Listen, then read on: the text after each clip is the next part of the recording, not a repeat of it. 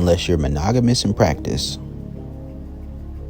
or you are polyamorous in nature, you have to learn to separate sex from emotions, especially for women, for men too, but especially for women. Because something that is very important to understand is the non-stick principle. A lot of people don't understand the non-stick principle and how it works. Because something that can occur at times is if you don't know how to separate sex from emotions, then sometimes your emotions will do it for you. See, when you are in a position where sex and emotions mix, then it creates a certain level of attachment to the individual. Now, there's transactional emotions for sex. That's one thing, right? That doesn't really have the same effect. But once you've learned to fully tap into your sexuality, to fully tap into, vaginal orgasm, penetration, things like that. But then you also tap into the emotional aspect of things. And those things mesh and they mix. That is where certain things can occur, right? And this is where no limit soldiers can be something that support, or just generally, if all you're getting is good dick, but no guidance, no leadership, no instructions behind it, or no love or affection behind it, go ahead, do your thing. You know what I mean? Like, if that's what you're doing, if you're still playing the field, trying to find new people to fuck with, then that makes sense. You know what I mean? You do that, and I don't suggest doing that too much, because once you use the non-stick principle too many times, then you kind of go into a state of frenzy to where you kind of start chasing dragons. And chasing dragons is something that can occur. And I think I might call this video Chasing Dragons, right? Now, chasing dragons is a type of phenomenon that can occur for certain women, which gets called the cock carousel, right? But there's a certain specific way that this works. If a woman's first major person that she's emotionally attached to in a relationship is a man who gives a vaginal orgasm from penetration, she has a high sexual connection with that man. It's a good loving relationship and they work on it consistently. The man has some type of leadership skills, then chances are, unless life situations are very extenuating, that relationship is typically going to work, or at least when it ends amicably. And then when a woman finds a new man who she can get into a relationship with, then she can still kind of maintain some of that momentum and be able to keep her mental health in check while still being able to mix sex with emotions and not have that be something that pushes her to and fro. You get what I'm saying? You got to understand what chasing dragons is, because that's how sage burners are created. When a woman's sleeping with a man, there's a certain energy that'll get on her once sex mixes with emotions. I don't think that the idea of necessarily pair bonding or necessarily the idea of emotional attachment because of sex is something that generally happens, but it does. But there's certain circumstances that it has to happen under. When a woman is dealing with multiple men at one time, where her emotions are opened up to those men, unless she's in a situation where she's cool with being polyamorous and she's learned the different tricks and tools of the trade and she's dealing with men who are cool with that, then typically she's going to get in a state of almost frenzy, right? And after that frenzy, a woman will typically burn out. What you have to understand is that there's a certain novelty factor to dealing with a new person, right? And when you enter that certain novelty factor of dealing with a new person, then you get to the place where you're always trying to get that new hit. And a lot of guys go down that path to a certain extent as well, but it doesn't tend to affect men as much, but it does affect women typically on a greater level. It's chasing dragons. Non-stick principle part 2. Now, the tough part about it with chasing dragons is this. If you are mixing sex with emotions, it's very important that you don't lead too heavy with the best that you're ever going to give up front. Like, as a man, I don't believe in leading with your A-game dick. And don't give your A-game dick to a woman who don't deserve it. Because, one, it might make her crazy. But two, you don't want to be in a situation where a woman feels like the dick that she gets when she first meets you is going to be the best sex she's ever going to have with you. Because anytime she truly reaches a state of horniness, right, or things start to get a little complacent, then her mindset is going to be new dick is always the best dick. Now I'm going to tell you something. Just because a woman experiences some new dick and she has that little frenzy, she has that good time, that doesn't mean she's going to feel that way consistently. Because something I've been in this scenario of on different occasions, multiple occasions at different points in time. Maybe I was fucking with a woman, then she'll fuck with a new guy, she fuck with the new guy, and he may be giving her a high level of pleasure or a new experience that's very exciting for her, and that might last for a short period of time. But then afterwards, it'll typically either fizzle out, or she'll realize, oh, this guy is not emotionally consistent, or, oh, damn, that's all he wanted. Then she'll be like, okay. Overall, with the overall sexual skills that she'll be getting from me, she'll be like, okay, you know what? This dude really understands my body. He's consistent. He's masculine. He's honest, and he sticks to his word. He has good character. So even then, typically, a woman may have an experience from time to time where she's fucking with a dude she might prefer that for a few days or a couple of weeks. But in the long run, she'll probably be back fucking with you. But that's where emotional discipline comes in, and that's where having the ability to separate sex from emotions is such a powerful and an important thing, even for women to have. Because if you mix sex with emotions with an individual very quickly, then you make yourself very susceptible to a feminine dominant, because oftentimes the feminine dominant man will lead with his A-game dick up front.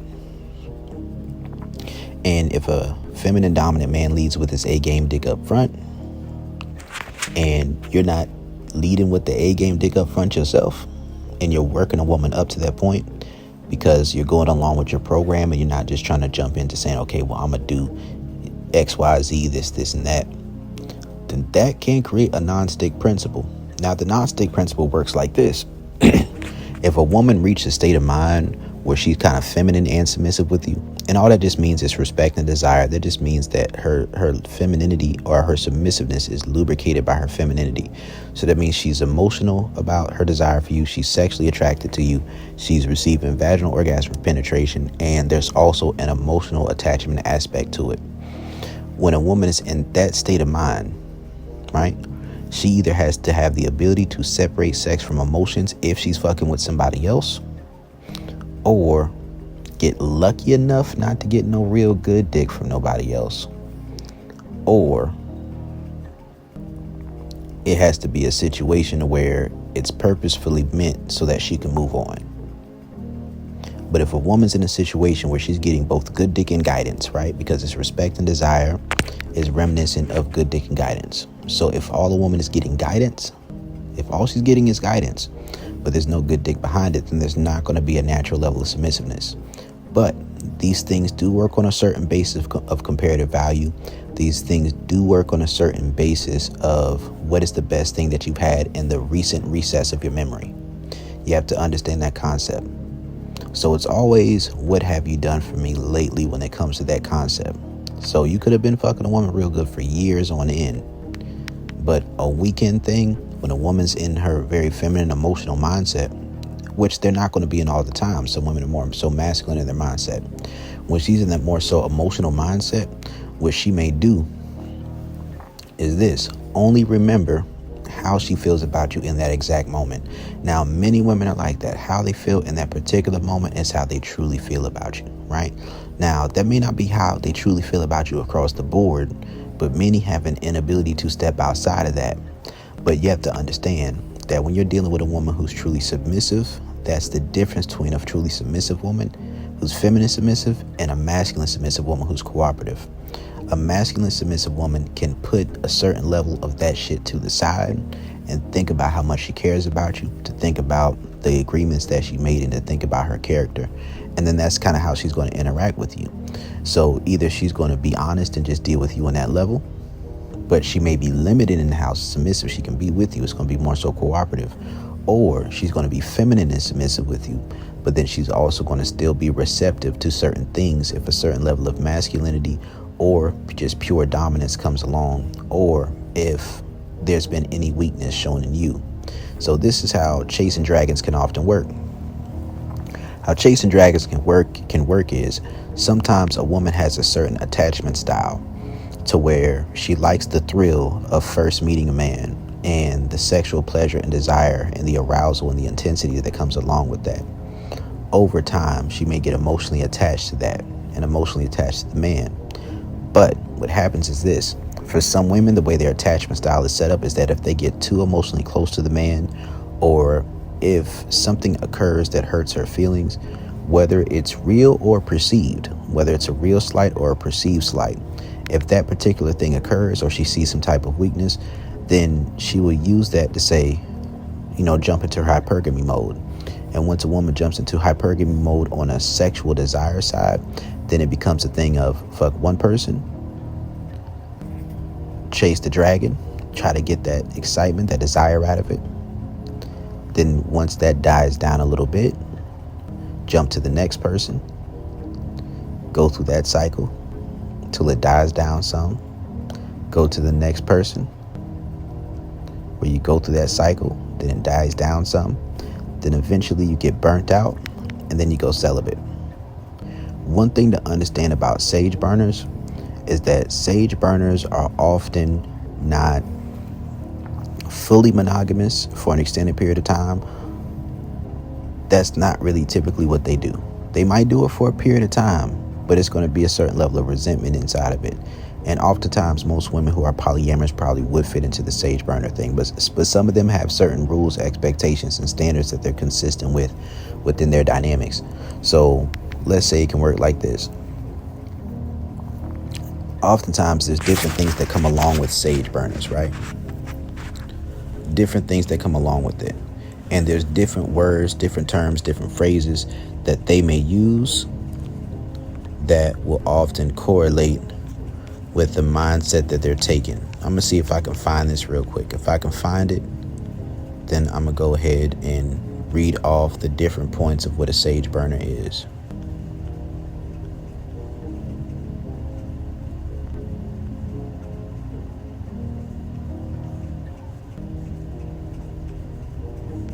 So some of this is comedy, but I think all of these things are things that I've heard before, and all of these things are things that I've noticed. So a sage burner is typically going to go under the monikers of free spirit, witchy, or God is a woman, right? Keep these things in mind. So when a woman reaches a certain space where she is getting sexually overstimulated and is coming from multiple sources in the energy of multiple men at a time, then she often starts to tap into that energy where she starts to feel like she is spiritually or mentally elevated above the men in her life, right? Typically, they tend to have a restrictive diet with an addictive personality. So you got to understand that part. There's something that happens. Another thing that occurs is they may publicly label themselves as bi, pan, demi, or sapiosexual. Keep that part in mind. That's something important. They're often experts in astrology and tarot readings.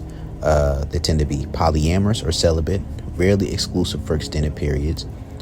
They like to call you king, but take no accountability, right? So you got to understand, one thing that often happens with sage burners is that they like the phrasing and the trappings of what it means to be respectful to a man, but they have an inability to be consistent with that. They tend to be hyper leftists, cancel culture, believe all women, pronouns, and they tend to say things like triggers and all this different type of stuff because there's a certain lack of accountability that comes with it. All right. They tend to disguise their narcissism behind a victim complex. So that's a very important one to understand. That is one of the main reasons why I typically don't fuck with sage burners anymore. I've done it before, but it's not really my forte. And they tend to use words like normalize, ... stop sexualizing, ... but uses her sexuality to get attention. So you need to understand these traits, but I'm going to go ahead and throw a little bit of No Limit Soldier. And I'm not going to do the No Limit Soldier right now, but you got to understand the different traits and the different aspects of what comes along with the No Limit Soldier energy, because there tends to be a little overlap between flowing between the No Limit Soldier and the Sage Burner when it comes to it. So chasing dragons tends to work in that particular manner. And it's a spiritual thing that works as well. You know, sexuality and spirituality tend to have a certain level of overlap, right? But sometimes chasing dragons sometimes it's a dick size thing. So you gotta be honest. Sometimes it's a dick size thing, to where when a woman gets sexually overstimulated by dick, but it's not with a man who she can actually be in a relationship with, that she starts to just chase after whatever experiences she can have with variety dick that she can have. The issue with this is this: once a woman experiences a certain level of variety in a short period of time, or once she gets accustomed to that, once that high level of pleasure becomes the new normal, then oftentimes it's going to be very difficult for her to find the full package of that in an individual who she can date. So she'll often have to burn out and then try to deal with the man who's more on the normal side, which can create issues. And this is one reason why I say that if a woman is dealing with the man who's giving her both good dick and guidance, right? If it's only good dick, and that's getting old, do what you got to do. You know what I mean? Like, get up out of there. If you're only getting guidance, then see if that guidance can build up into good dick. You know what I mean? Because sometimes you're just not seeing the person the right way, but you have a transactional mindset about it. It can kill your ability to tap into the sexuality. And you don't want to throw away a good man behind going through the non-stick principle, right? But if you're getting both good dick and guidance at the same time from an individual, you're learning new things, you're enjoying and exploring yourself sexually, it's best to sit your ass down somewhere, honestly. And that's something I've been telling women for a long time, because I've been that guy on the other side. I've been on both sides of it, so I know how this shit works. You know what I mean? And I see a lot of women go down a bad path like this, and sometimes that shit is not necessary.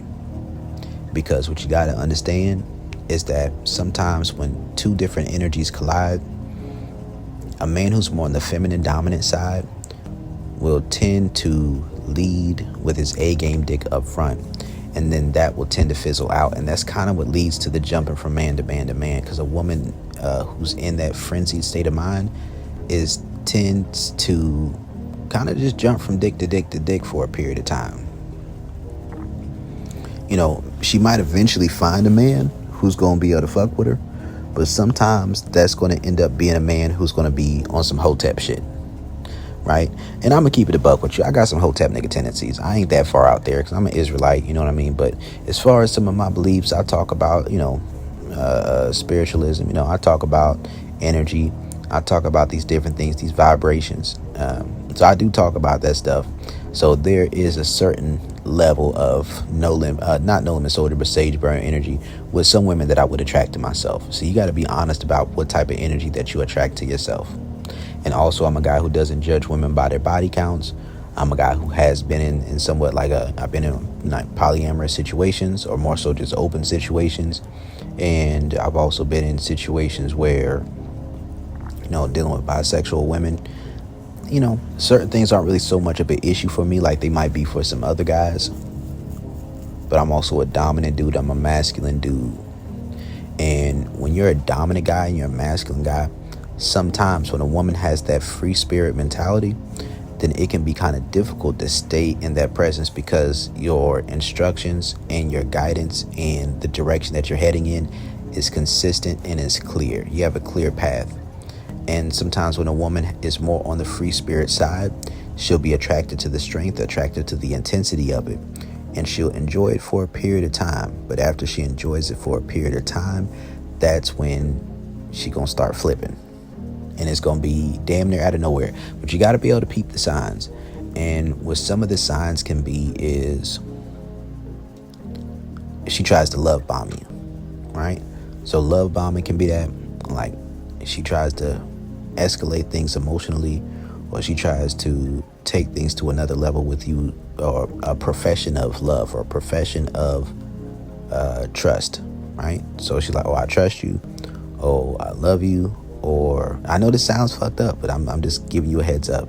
So it's like, oh, I trust you, I love you, saying that, just some type of profession of commitment. And just really part of it is seeing if that profession of commitment is going to draw you into want to be committed to her, when she hasn't met your standards yet to be committed to her. That's one thing you got to understand about the sage burners, right? That's something that can work that way, because oftentimes a woman may be more so feminine and submissive with you for a period of time, but it may more so be a matter of that's just something she's doing for a short while, because truly she may be a dominant woman, but she feels feminine and submissive in your presence, and she may not feel comfortable with that for an extended period of time. So eventually that submissiveness is going to flip and shift into feminine dominance. And what you got to understand about feminine dominance is how feminine dominance relates to masculine dominance is that the feminine dominant sees you as a challenge.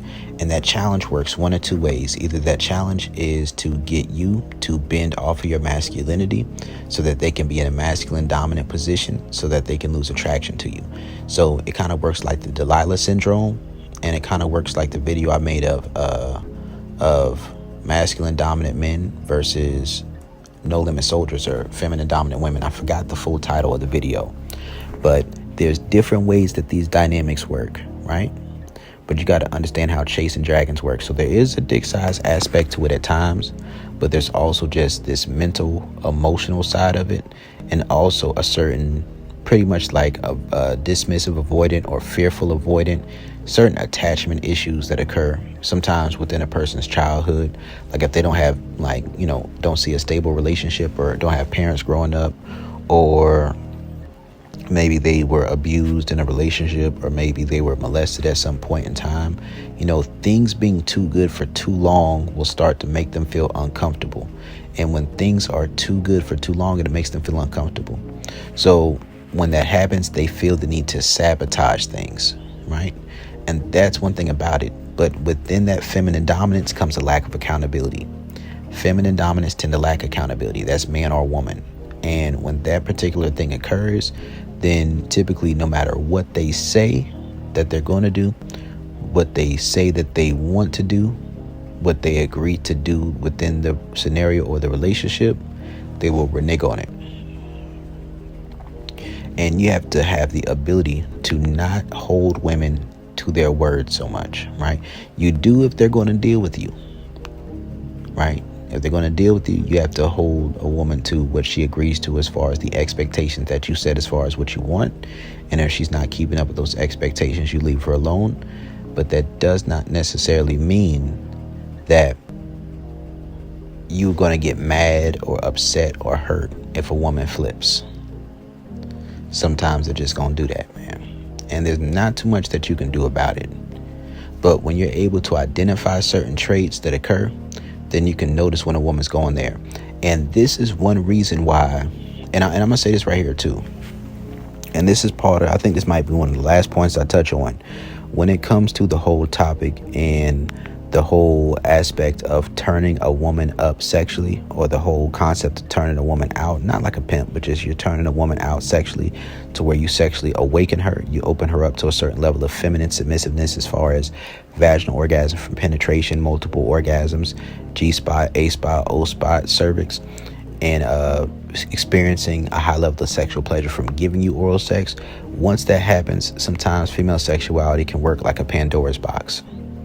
And when female sexuality works like a Pandora's box, even if you're with a woman who hasn't been with a lot of guys, if you are not in a committed relationship and you're the one who opened that up for a woman, then it's going to create this certain level of curiosity that can't really be quenched, right? It's this desire to play with fire that can't really be quenched, right? That's that chasing dragons, playing with fire. A woman who has that mentality cannot be faithful to an individual. She can eventually. She might meet somebody who she feels that way about, but to be consistent or to keep up with any types of agreements or arrangements, eventually she's going to flip, right? Unless you are a stone cold nigga, right? You have to keep the challenge high. You have to keep the challenge consistent. You have to give her a certain level of emotional variety. But what you got to understand is some dudes, they want a woman with a low body count. Just because a woman doesn't have a lot of sexual experience before she gets to you, and then you give her a high level of sexual experience, does not mean that that woman is going to be able to fuck with you the long way, right? Because once you open up that door for her, her eyes may be open to a certain world that she was never privy to, right? And if she's fucking with you when that happens, and she's open to and she decides to fuck with other people at the same time, it's very likely that she will either become a no limit soldier or a sage burner. Typically, it's going to be a sage burner. And oftentimes, that super spiritual perspective of how she deals with a man, it doesn't necessarily come from, in her spiritual perspective towards life, doesn't come from actually being structured with any principles or beliefs or a foundational mindset. It's more so using her emotions and the idea of spirituality to evade any type of accountability when it comes to the decisions that she makes. So it's like, let's say us as men, we may talk about energy, but we may more so talk about energy, like masculine dominant men may also talk about energy, but it may be energy more so in thinking about things from a principled perspective. But you have to understand, some people use spirituality as an excuse to do whatever they feel like doing in the moment with no sense of integrity or accountability. So you got to understand sage burners, chasing with dragons, and the non-stick principle, right? These are all things that can occur within relationships. And when you understand that, then you will be a lot more aware and privy to different aspects of situations. And also understand this right here too. When the non-stick principle occurs, do not take that shit personal, right? You know, there's a lot of men who say there's no pussy better than new pussy, right? No pussy better than new pussy. I'm not somebody who necessarily agrees with that, but that's because I'm more on the masculine dominant side. I don't open myself up to focusing on how good a woman's pussy is unless that is a woman who I've been engaging with for a consistent period of time. She's on my program. I like her. We're getting along. I think we may either be in a relationship or closely heading towards that. And for me, that's something that helps me not get overly attached or emotionally invested in a woman just because of sex. You get what I'm saying? That's something that helps me. That's something that helps me.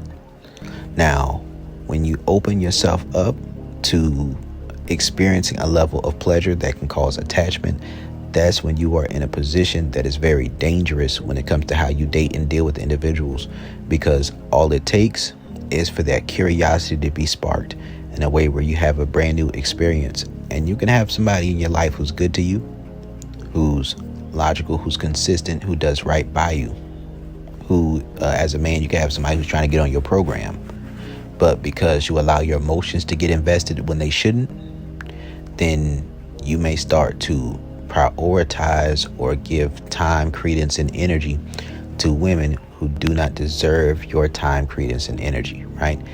They don't deserve it. But the same thing can happen with women if she's dealing with multiple men, and it's a little bit more likely to happen for them at times once they experience a certain level of a sexual awakening. So this is Coach Brody.